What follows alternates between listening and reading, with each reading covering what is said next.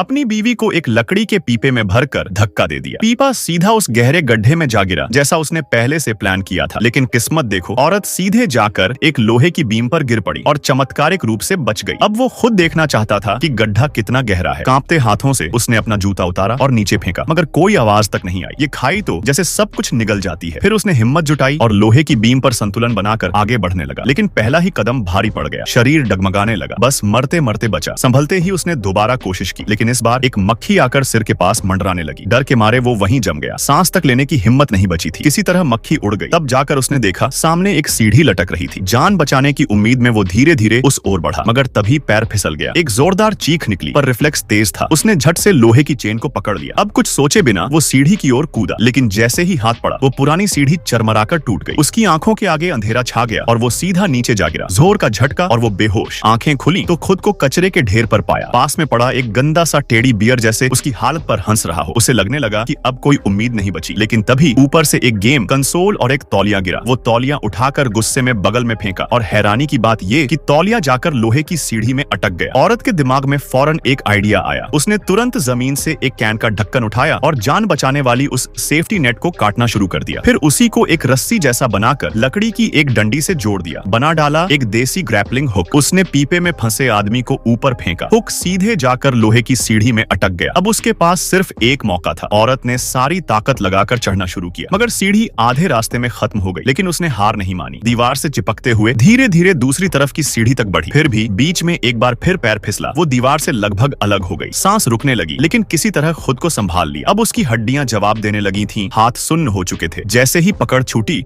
उसका शरीर नीचे गिरने लगा। तभी ऊपर से किसी ने उसका हाथ पकड़ लिया। एक अनजान इंसान ने उसे खाई से खींच लिया और उसे मौत के मुंह से वापस निकाल